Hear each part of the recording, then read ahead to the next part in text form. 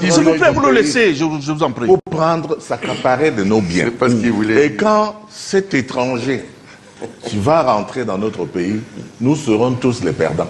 Opposition comme pouvoir, nous allons perdre. Alors, selon le ministre Momo, Elekam corrige les PV, tandis que les partis d'opposition ont les brouillons. C'est très important. C'est-à-dire, puisque la loi électorale dit que ce sont les PV de l'ECAM qui font foi. Et l'ECAM, donc, il a décrit, tout le monde a suivi, c'est-à-dire, il y a un examen, et il a cru qu'effectivement, l'ECAM était comme le professeur qui rentrait avec les copies. C'est là que l'analyse du RDPC se révèle. Non, monsieur le ministre, l'ECAM n'est pas le professeur qui rentre avec les copies. Les copies sont corrigées sur place. Les élèves et étudiants sont au courant des notes. C'est ce que dit la loi, sur place. Il n'est donc pas possible que le professeur étant parti de là avec les copies, qu'il considère qu'il a le droit d'aller corriger. Mais en fait, la parole, les Bassa disent, la parole ne vient pas souvent d'à côté, elle vient de loin. C'est-à-dire que dans un acte manqué, vous pouvez dire, c'est-à-dire, l'ECAM se retire et s'en va donc corriger. Et c'est là le socle du problème. Quand l'ECAM revient avec les PV qu'il a corrigés, les gens qui avaient donc écouté les premières notes ne se reconnaissent plus dans la correction. Aussi première chose. Deuxième chose. Deuxième chose. Deuxième chose. Deuxième chose, poursuivez. Nous entendons généralement dire les gens n'ont pas de scrutateurs dans les bureaux de vote. Bouba, vous et moi entendons ça. Tel n'est pas prêt parce qu'il n'a pas de scrutateur. Celui qui n'a personne pour le défendre a Dieu pour le défendre. C'est-à-dire que les partis qui n'ont pas de scrutateur ont l'ECAM. Et on ne devrait pas, parce que quand vous écoutez un membre du parti au pouvoir parler, il paraît que l'ECAM est acquis à leur cause. Si on a un juste juge qui est dans la salle, on ne devrait pas craindre de n'avoir pas eu de scrutateur. Et d'où vient-il que les gens pensent que l'ECAM doit confisquer? Parce qu'on parle de tout un marchandage. Et l'ECAM donc devient le bras séculier du parti au pouvoir qui refuse à ceux qui n'ont pas pu être présents dans les bureaux de vote, les PV. Et l'ECAM devrait les rendre disponibles à tout le monde. Public. Il ne le fait pas. Et il jette donc du discrédit sur sa technique qui consiste à les ramener afin de les ressortir dans une commission de recensement déjà parfait.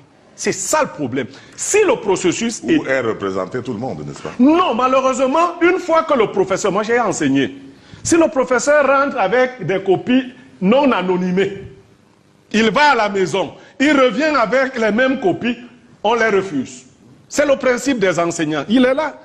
Vous ne pouvez pas aller à l'examen. Si on surprend d'ailleurs un enseignant qui corrige le bac, qui est rentré avec les copies à la maison, ces copies sont annulées. Donc, où va l'ECAM pendant la correction qu'il fait et à quel moment? Pour être crédible, l'ECAM devrait faciliter cette affaire à tout le monde. Le fait de dire que j'ai gagné l'élection présidentielle n'est pas une proclamation de résultat.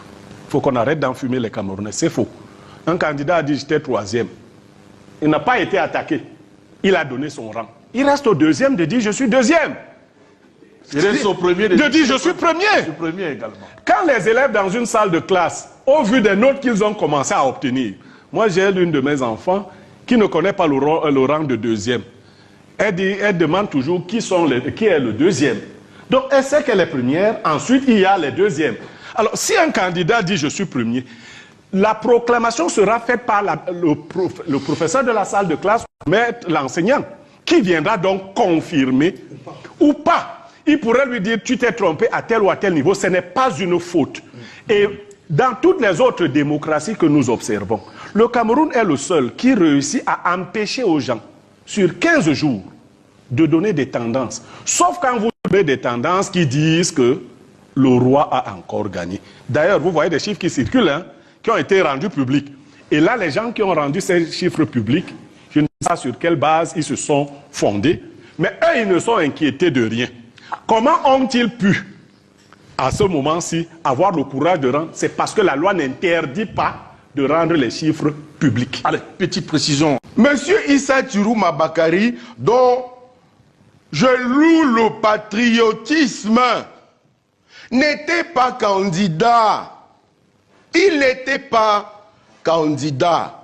Tulé était candidat, vous le savez, vous avez vu mon dossier. Qui a été rejeté. C'est un autre débat qui a été rejeté. Et je me retrouverai sans mon nom dans les listes électorales, je ne sais pas pourquoi, alors que j'étais candidat à la mairie de Yaoundé 6, j'étais candidat aux élections présidentielles et il n'y avait pas mon nom parmi les votants. Il y a eu la réunion de Fumban, initiée par Mme Tomaino Ndamjoya, vous m'avez vu très proche d'elle à un moment. Il ne s'agissait ni d'elle ni de personne. Pour le changement, nous regardions le plus disant d'entre nous. En ce moment, le plus disant, c'était le président Kamto. Le président Kamto, mis hors jeu, nous avons continué à chercher, je peux en parler, j'étais porte-parole. Nous avons continué à chercher un candidat. Le président Ekane a pensé que je peux aider valablement pour la cause du camp de Douala. En passant par lui, il est venu à Yaoundé me rencontrer. Avec me voix Jean Bénéfice et beaucoup d'autres personnes que je ne citerai pas ici. Vous avez parlé du Cameroun, dont quelques-uns sont au gouvernement, qui recherchaient la paix, qui disent qu'il faut qu'on change, mais qu'on ne fusille pas les gens. Nous sommes le même peuple. L'arrogance de quelques-uns risque de faire qu'on ne passe pas sans passer par la violence. On ne peut pas étouffer un peuple définitivement. Je reprends. Monsieur Tirouma n'est pas candidat. Le candidat que nous avons, c'est Monsieur Kamto. Il fallait que le candidat ait 5 milliards, qu'au moment du partage des responsabilités politiques, celui qui porte la voix de l'opposition est un nombre de ministres pour telle responsabilité et pour ceci. Et nous étions dans ce travail-là. À un moment, il a été question de choisir le président Bello Bouba Maïgari, qui disait d'accord, mais que l'unité se fasse autour de lui. Et lui disait que c'était 5 ans pour la transition. Et M. Tirouma disait 3 ans. Vous avez opté pour Tirouma. La transition de... Je viens. Vous avez opté pour C'est très important pour vos enfants. Prenez-moi même mon autre temps de parole si vous voulez. D'accord. Mais c'est important ce que je vais dire là. Ok. À la fin des négociations, le président Soukounjou, vous savez pourquoi je dis président, a reçu tout le monde et a dit allez vous entendre et je bénirai celui que vous amènerez ici. Et le président Bello, et c'est ça c'est important, a dans un des articles est revenu, il me semble, je peux me tromper, je lui demande pardon si je me trompe, Vous allez sortir par sur là. les événements du 6 avril. Ce qui nous a fait peur à l'intérieur, nous en avons parlé.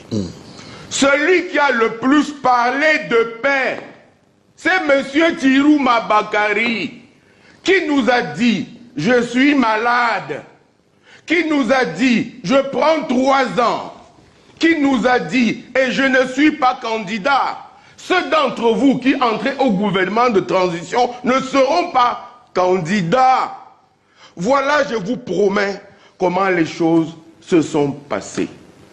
Pour les anglophones, il a des amis, il a ceci, qui n'a pas demandé pardon.